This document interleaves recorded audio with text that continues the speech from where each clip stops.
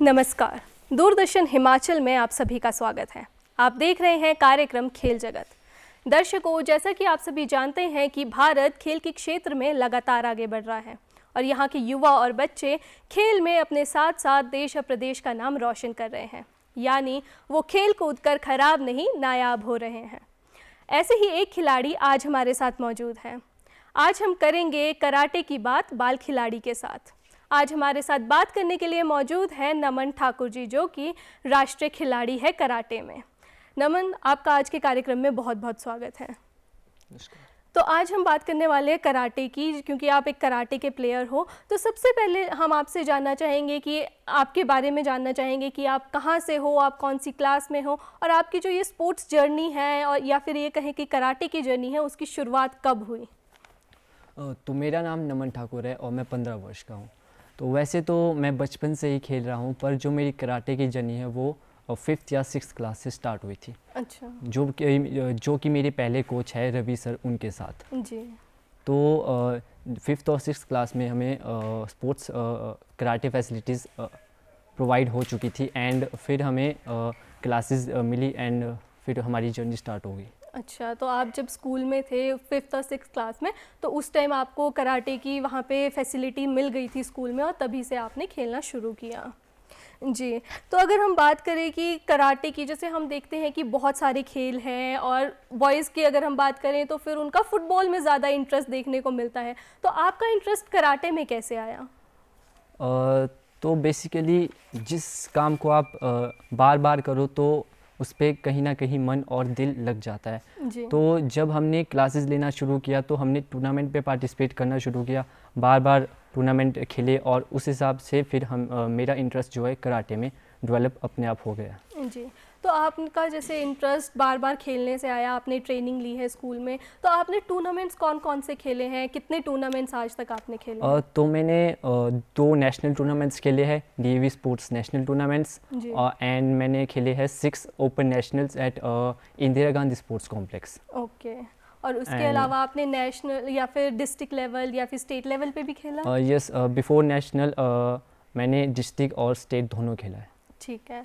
और जैसे कि हम देखते हैं कराटे एक मार्शल आर्ट है, तो हम आपसे जानना चाहेंगे कि ये किस तरह का गेम है मार्शल आर्ट के अलावा, और क्या क्या चीज़ें इसमें होती है, किस तरह से खेला जाता है, रूल्स क्या होते हैं इसमें? तो कराटे बेसिकली एक जापानीज़ गेम है जिसका ओरिजिन जापान से हुआ है एंड इसमें 2 ओपोनेंट एक दूसरे से फाइट करते हैं। इसमें एक टाइम लिमिट होती है एंड उस टाइम लिमिट के अंडर आपको पॉइंट स्कोर करने होते हैं। अच्छा। एंड 4 जजेस होते हैं एंड 1 रेफरी। 2 ओपोनेंट्स, 1 इज़ आका एंड 1 इज़ आओ। आका मीन्स रेड एंड आओ means blue. So and 4 judges all have 2 flags in their hands, one for Aka and one for Ao.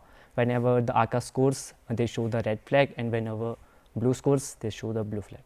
जो भी प्लेयर स्कोर करेगा तो जो जजेस है वो उस प्लेयर का फ्लैग दिखाते Yes, हैं ma'am. और उस तरह से ये गेम खेला जाता है। तो इसमें किक्स, बहुत सारी तरह की किक्स होती है, उसके बारे में थोड़ा बताएं कि कौन कौन सी किक्स होती है और किस तरह से, और इसमें पंचेस भी खेले जाते हैं।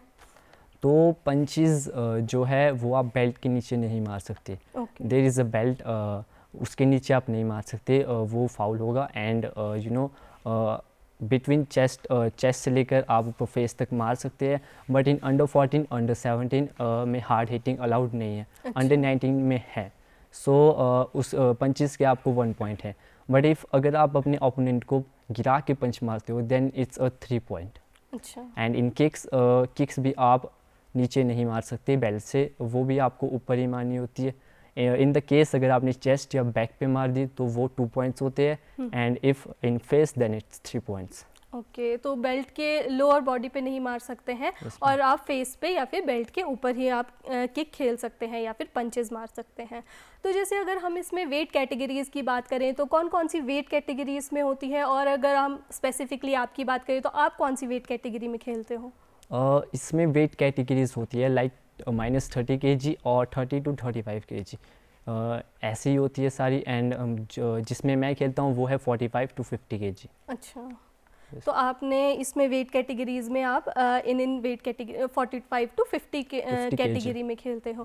तो इसमें वेट कैसे आप मेंटेन करते हो, क्योंकि जैसे वेट कैटेगरीज में आपको पहले पता होता है कि आप इस वेट कैटेगरी में खेलने वाले हो, और जब आप ट्रेनिंग कर रहे हो तो स्ट्रेस की वजह से या फिर डाइट की वजह से आपका जो वेट है वो भी फ्लक्चुएट करता है, तो आप कैसे मेंटेन करते हो वेट को? सो जब हमें पता लगता है कि टूर्नामेंट आ रहे हैं तो हम अपनी डाइट को उसी तरह से मेंटेन करते हैं। अगर हम ओवरवेट है तो of course we need to workout, and if underweight है तो हमें डाइट ठीक से लेनी होती है। एंड आई डोंट थिंक कि मुझे स्ट्रेस की वजह से कभी वेट प्रॉब्लम हुआ है। अच्छा, तो आप कितने टाइम की ट्रेनिंग करते हो? जैसे आपने बताया आपने नेशनल्स खेले हैं और आपने बहुत सारे टूर्नामेंट्स बेसिकली आपने खेले हैं, तो आप इसमें किस तरह से ट्रेनिंग करते हो, क्या शेड्यूल रहता है आपका?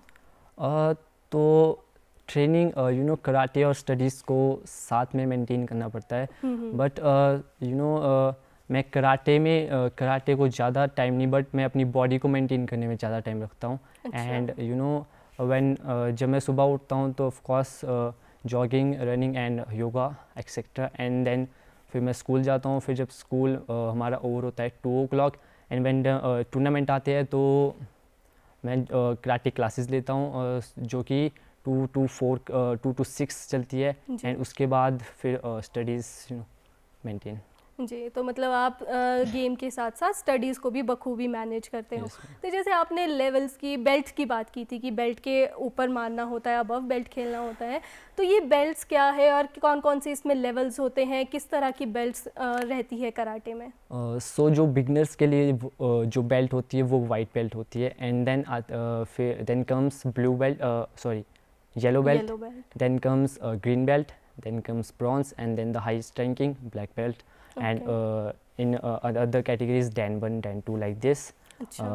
तो बेसिकली मैं जो बेल्ट हूँ वो भी ग्रीन हूँ, बिकॉज बेल्ट के लिए टेस्ट्स होते हैं, उसके लिए काता करना होता है। अच्छा, तो आपने अभी टेस्ट देने हैं इसमें, और आप अभी ग्रीन बेल्ट पे खेल रहे हो। और जो आपने Den 1, Dan 2 बोला है वो ब्लैक बेल्ट के अदर कैटेगरीज है जो कि हायर लेवल में है। जी, तो जैसे इसमें हम देखते हैं कि ट्रेनिंग की बहुत ज़्यादा ज़रूरत होती है। आपने भी ट्रेनिंग की बात की थी, तो आपने कहाँ कहाँ से ट्रेनिंग ली है? क्या आपने सिर्फ स्कूल में ही ये प्रैक्टिस किया है या फिर आपने कहीं और से भी ट्रेनिंग ली है? मैंने जो ट्रेनिंग ली थी वो 5th क्लास से थी, जो कराटे की ट्रेनिंग थी, बट आई थिंक जो मेरा प्रीवियस स्कूल था, माउंट शिवालिक पब्लिक स्कूल जी, जुबरटी, वहाँ पर मैंने टाइक्वांडो भी सीखा था, बट उस वक्त आई डोंट थिंक मैं ज़्यादा एक्टिव नहीं था, बट कहीं ना कहीं से आई थिंक उसमें भी मेरा डेवलपमेंट हुआ है। और जब मैं ट्रांसफ़र हुआ टू DAV पब्लिक स्कूल 2 जी, इन 5th क्लास, फिर वहाँ से हमें कराटे की फैसिलिटीज़ मिली, तो आई थिंक वहाँ टाइक्वांडो ने थोड़ा सा कंट्रीब्यूट किया है मेरी कराटे की जर्नी में। जी, सो मेरे फर्स्ट कोच के साथ वो स्टार्ट हुआ था। जी, तो टाइक्वांडो की अगर हम बात करते हैं तो वो भी एक मार्शल आर्ट ही आता है और सिमिलर टू कराटे ही होता है। तो आपकी जो जर्नी है काइंड ऑफ वहीं से शुरू हो गई थी, और जब आप यहाँ पे स्कूल में आए तो आपने उसी को आगे फॉलो किया कराटे में। जी, तो जैसे हम देखते हैं कि आपने काफ़ी ज़्यादा गोल्ड मेडल्स भी जीते हैं जो कराटे में है टूर्नामेंट्स में, तो हम उसके बारे में थोड़ा जानना चाहेंगे कि वो एक्सपीरियंस आपका कैसा रहा, कैसे आपका जो नेशनल्स में है सिलेक्शन हुआ था? तो मैंने 2 नेशनल्स खेले हैं, दोनों DAV स्कूल 2 से खेले हैं, and before national I played state, and before it district level, and district levels हमेशा इंदिरा गांधी स्पोर्ट्स कॉम्प्लेक्स में होते हैं, वहाँ पर मैंने गोल्ड जीता। फिर हमें स्टेट खेलने का मौका मिला, फिर वहाँ पर भी गोल्ड, एंड देन नेशनल, जो कि मेरा पहला नेशनल था वो हुआ था झारखंड रांची में, एंड जो अगला नेशनल था वो था जो नेक्स्ट नेशनल था वो पंजाब और पानीपत में था। अच्छा, तो आपका सिलेक्शन वहाँ पे किस तरह से हुआ? कितने लोग थे आपके साथ, कितने लोगों के साथ आपने उसमें कम्पीट किया था? मेरे फर्स्ट नेशनल में आई थिंक 23 स्टूडेंट्स थे जिनके साथ मैंने कम्पीट किया, ओपोनेंट्स। अच्छा, and the next national I think it was 16। Okay, it was 16 years। तो आपने इतने सारे लोगों के साथ कम्पीट किया और आपने गोल्ड मेडल जीता है, ये बहुत अच्छी बात है और उसके लिए आपको कॉन्ग्रेचुलेशंस। तो अगर हम चुनौतियों की बात करें, क्योंकि देखते हैं कि कराटे जो है एक इंजरी भरा खेल है, जब हम किक्स मारते हैं, पंचेस मारते हैं तो इंजरी होने की बहुत चांसेस रहते हैं, तो और कौन कौन सी जो चैलेंजेस है वो आपको देखने को मिलते हैं कराटे में और किस तरह से आप उन चैलेंजेस से ओवरकम करते हो? जो most common challenge I think athlete faces during his game और performance is nervousness that I also felt during fight, but I think जो प्लेयर्स है वो उससे मेंटेन करने के लिए काफ़ी सारी मेथड्स करते हैं, कुछ वार्म अप कर लेते हैं पहले और कुछ मेडिटेट करते हैं, कुछ मेंटली प्रिपेयर हो जाते हैं जी। तो ऐसे ही मैं भी करता हूँ, वार्म अप करता हूँ और मेंटेन रखता हूँ फिर अपने। जी, तो आपने अपने दोस्तों का भी जिक्र किया था हमसे, तो उनके बारे में बताइए कि दोस्त आपको किस तरह से मोटिवेट करते हैं? जी, मैच से पहले मैं वार्म अप तो करता हूँ, बट उसके बाद मैं अपने दोस्तों के पास चला जाता हूँ और फिर वो मुझे मोटिवेट तो नहीं करते बट डिमोटिवेट करते हैं, लाइक अब तो तू गया and all this, but I know कि वो चाहते हैं कि मैं जीतूँ and during fight they also cheer me up and कहीं ना कहीं वो नर्वसनेस फाइट के बीच में दब जाती है, मतलब उनकी चीयर जो आवाज़ें होती है उसके बीच में दब जाती है। जी, तो जो आपके दोस्त हैं वो आपका काफ़ी सपोर्ट करते हैं, हालांकि आपके सामने नहीं कहते हैं ये चीज़, लेकिन आपको बहुत ज़्यादा मोटिवेट करते हैं, एनकरेज करते हैं आगे बढ़ने के लिए, इसीलिए बोलते हैं कि दोस्त होना बहुत अच्छी बात होती है।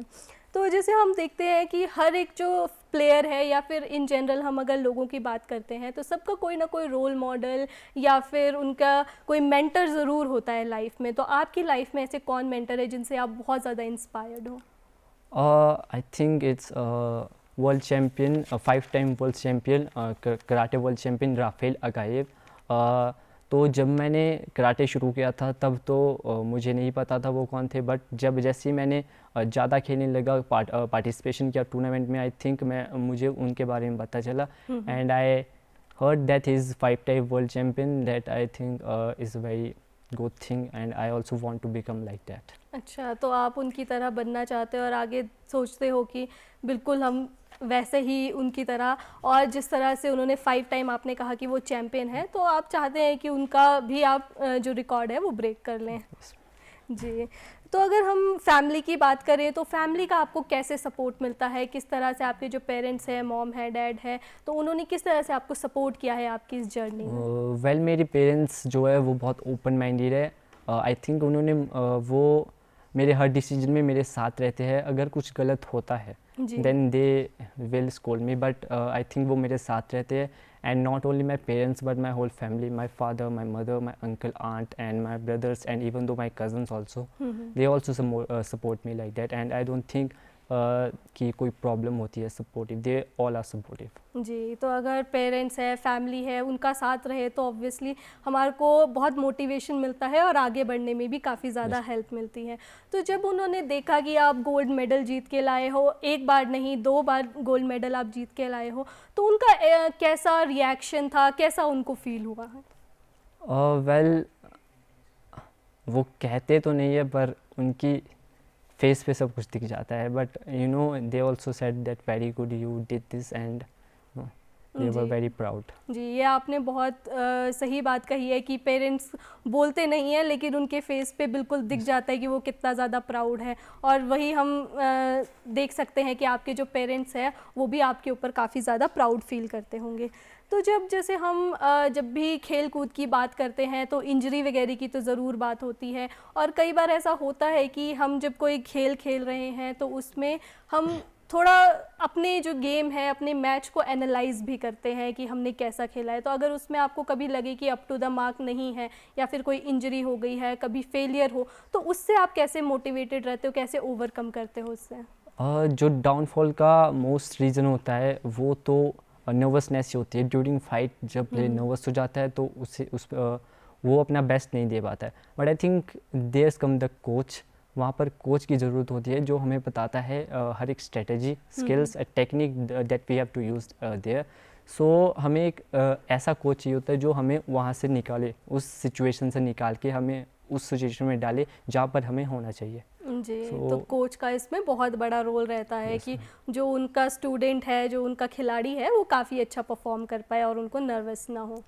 जी, तो अगर हम बात करें युवा खिलाड़ियों की जो आपके साथ के हैं या फिर आपसे जो जूनियर हैं, उनको अगर आप कोई सलाह देना चाहेंगे तो किस तरह की आप सलाह देना चाहेंगे? जो खेल में आगे बढ़ना चाहते हैं, किस तरह की जो स्ट्रैटेजी है वो आप उनको बताना चाहोगे कि शुरुआत कैसे करें वो? और सबसे पहले तो मैं कहना चाहूँगा कि वो ओवर ट्रेनिंग ना करे।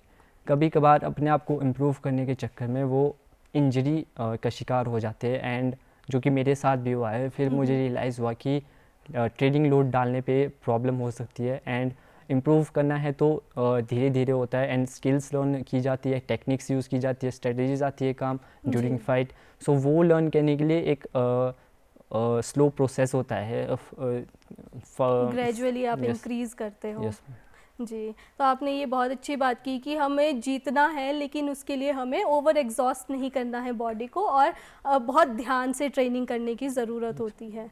जी, तो अगर कोई ऐसा यादगार पल है कोई आपकी ज़िंदगी में जो आपको याद आज तक याद है, और कोई ऐसा जिसने आपकी लाइफ पे काफ़ी ज़्यादा ऐसे इम्पैक्ट डाला हो और आपको काफ़ी मोटिवेटेड रखता है वो आगे के लिए भी? वेल जब मैं अपने फर्स्ट नेशनल के लिए गया था, झारखंड गया था, रांची। सो वहाँ पर मैंने सिर्फ अपनी फ़ाइट पे कंसंट्रेट किया, एंड वहाँ पर दूसरी फ़ाइट जो अदर ओपोनेंट्स थे उन्हें नहीं देखा, सो अदर कैटेगरीज वाले को नहीं देखा। देन मैंने अपनी फ़ाइट पे फोकस किया एंड आई वन, और जब मैं जीता तो I was happy, and I think that maybe I am superior to others. But in my next national I saw that there is intense competition between opponents, because I also मतलब मैंने उनकी fight भी देखी other opponents की। मैं अपनी category में जीता, बट मैं चाहता था कि जो दूसरी कैटेगरी है उनकी फ़ाइट देखी तो मैं चाहता था कि मैं उनसे भी फ़ाइट करूं, अच्छा। Because I was excited that I should. But वो एक डर भी था कि मैं उनसे हार भी सकता हूं, और एक जगह एक्साइटमेंट भी थी कि मैं उनसे लड़ना चाहता हूँ। एक्साइटमेंट और नर्वसनेस ज़रूर Yes. रहती है। तो आप जब अपने साथी प्लेयर्स को देखते हो, टूर्नामेंट्स में देखते हो, तो किस तरह से आप उनकी जो गेम है या फाइट है उनको देख के अपने चीज़ों में इंक्लूड करते हो, या फिर क्या आप कोई ऐसी स्ट्रैटेजी बनाते हो कि भाई इसने ऐसा ये मूव किया है या फिर इसने ऐसी स्ट्रैटेजी यूज़ की है तो मुझे भी ये अप्लाई करनी चाहिए?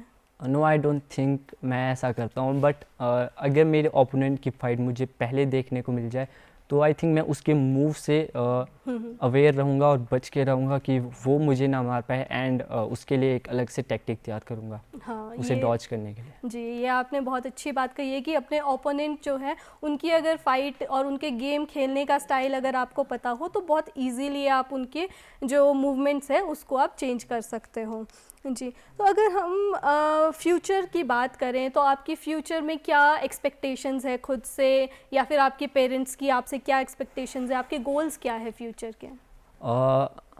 Like Rafael Agaev, I also want to play international level, but for that मुझे बहुत इंटेंस ट्रेनिंग करनी पड़ेगी, and it's a slow process. तो मुझे उसके लिए अपना time and my hard work दोनों लगाना पड़ेगा, जिसकी वजह से मुझे खेलने का मौका मिले। सो तो आपके और क्या क्या आप आगे देखते हैं इसके अलावा, और कौन कौन सी आप गेम्स खेलते हैं? क्या सिर्फ आप कराटे ही खेलते हैं या फिर और भी कोई ऐसी गेम्स है जो आप खेलते हो? other than karate, I also play cricket, volleyball, tennis, table tennis and badminton. तो इतनी सारी आप गेम्स खेलते हो, उसके लिए ट्रेनिंग करते हो या फिर ऐसे शौक के तौर पे आप खेलते हो? किस तरह का आपका बेसिकली रूटीन रहता है सुबह से शाम का, वो हम जानना चाहेंगे।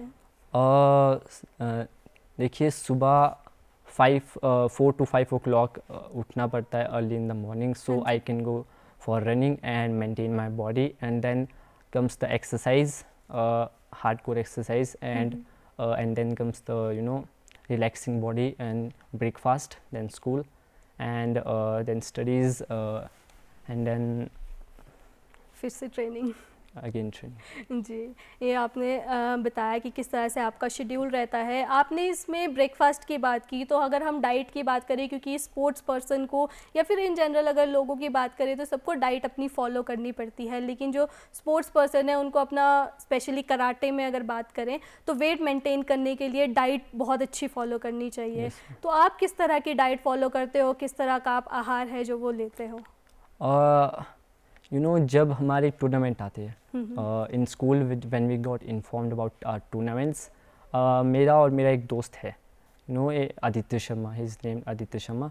सो हम दोनों कभी कभार एक ही कैटेगरी में फंस जाते हैं। सो हम ऐसा करते हैं कि एक को एक को वेट कम रखते हैं and another have to gain weight, so we could not fight each other.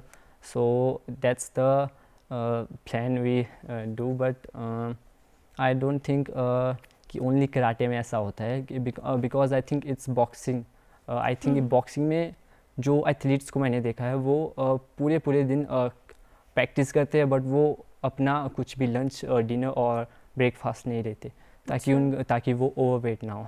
अच्छा। आई think it's a great sacrifice.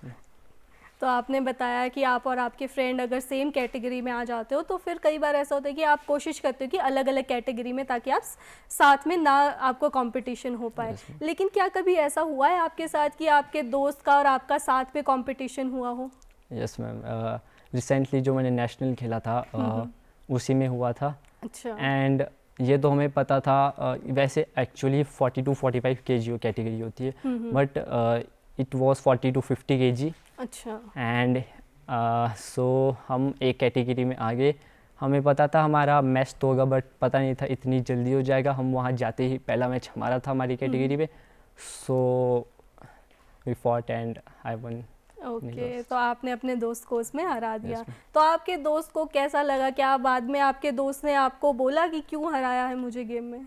Ma'am, as a joke he said, but he knows that everything is. Competition है. Yes ma'am. उसमें आपको खेलना पड़ेगा और किसी एक की You Jeet have to put जरूरी है. everything. Yes ma'am. Ji. to तो अब win. जब भी आप अपनी फाइट में जाते हो या किसी भी टूर्नामेंट में जाते हो, तो उससे पहले क्या आपका कोई भी ऐसा रूटीन है जिसको आप फॉलो करते हो? कुछ ऐसी चीज़, जैसे बहुत लोग हैं जो नर्वस होते हैं तो पूजा करते हैं, मेडिटेशन करते हैं जैसे आपने कहा, तो आपकी क्या रूटीन है फाइट से पहले की? ऑफ कोर्स वार्म अप तो मैं करता हूँ, बट देन मेरे फ्रेंड्स आ जाते हैं जो कि मुझसे बात करते हैं. And I think it really makes me happy. And during fight they also cheer me up, so I can give my best. So it's you know good तो thing. मतलब जो दोस्त है आपके वो आपको थेरेपी की तरह काम Yes, करते हैं ma'am. आपकी लाइफ में. बिल्कुल. तो अगर हम बात करें आपसे अगर हम जानना चाहें तो जो स्पोर्ट्स है वो किस तरह से पर्सनालिटी डेवलपमेंट में आपकी मदद करता है, और स्टडीज़ में फोकस करने में किस तरह से जो स्पोर्ट्स है या उसकी ट्रेनिंग है वो किस तरह से हेल्प करती है? और अगर लाइकवाइज अ पर्सन, जो एक पर्सन है, अगर उससे स्पोर्ट्स से सही में लगाव है, तो अगर वो उस स्पोर्ट्स को खेलता है, तो अगर वो कंपटीशन में जाता है, तब उसमें उसे पता चलता है नर्वसनेस इमोशन क्या होता है. तो वो उसे नर्वसनेस को पहचानता है. एंड ऐसे खेलते खेलते जब उसे आदत पड़ जाती है, तो एक जो आदमी है, जो angry man also becomes a काम एंड कूल मैन. सो उसको उसकी हैबिट पड़ जाती है. अच्छा. तो फिर अगर हम कंपटीशन की बात करें या टूर्नामेंट की बात करें, उसमें आपको सबसे ज़्यादा फैसिनेटिंग चीज़ क्या लगती है? आप किस चीज़ को सबसे ज़्यादा इंजॉय करते हो आप टूर्नामेंट्स में? लाइकवाइज जब भी मैं नेशनल खेलने जाता हूँ, तो मैं वहाँ पर ऐसे प्लेयर्स ढूंढता हूँ, मतलब मैं वहाँ पर अच्छे प्लेयर्स ढूंढता हूँ जिनके levels they are on another level, and I want to fight them. कुछ होते हैं कि अपनी फाइट के लिए आते हैं और डर जाते हैं and they fight and loss. But I think I am not that. मैं ऐसे प्लेयर्स को ढूंढता हूँ जो कि मुझसे भी बेहतर हो और उनसे लड़ने के लिए एक्साइटेड रहता हूँ. जी. Yes, तो ma'am. अगर आपसे बेहतर जो खिलाड़ी है उनके साथ आपकी फ़ाइट होगी तो ऑब्वियसली आपको और ज़्यादा स्किल सीखने को मिलेगी और आपको पता चलेगा कि आप कितना ज़्यादा और इम्प्रूव कर सकते हो. जी. तो अगर जैसे हम खेल की बात कर रहे हैं, तो और जो गेम्स है, क्या आपने कभी ऐसा नहीं सोचा कि आप जो दूसरी गेम्स है उसमें आगे करियर बनाएं, या फिर कराटे में और कितना आगे तक आप जाना चाहोगे? वो करियर एक एथलीट्स के एफर्ट्स पे डिपेंड करता है. अगर आप सही में एक एथलीट बनना चाहते हो, प्रोफेशनल एथलीट, सो आपको सब कुछ छोड़ना तो पड़ेगा. It's sacrifice that you have to made to become a professional. जी. So I think I am ready to give that. Give your Yes. Best Yes. बिल्कुल। तो आपने बहुत अच्छी जानकारी अपने बारे में दी है, अपना एक्सपीरियंस हमसे शेयर किया है और हमें लगता है कि जो हमारे दर्शक हैं वो आपसे ज़रूर इंस्पायर होंगे और आप ही की तरह आगे खेल में जाना चाहेंगे। आपने हमारे शो में आने के लिए वक्त निकाला, उसके लिए आपका बहुत बहुत धन्यवाद। तो दर्शकों, आज के कार्यक्रम में केवल इतना ही। आपने नमन ठाकुर जी का एक्सपीरियंस देखा और हमें उम्मीद है कि आप उनसे ज़रूर इंस्पायर हुए होंगे और आगे ज़रूर खेल में बढ़ना चाहेंगे। तो आज के कार्यक्रम में केवल इतना ही। आपसे फिर मुलाकात होगी अगले अंक में। तब तक के लिए हमें इजाज़त दीजिए। नमस्कार।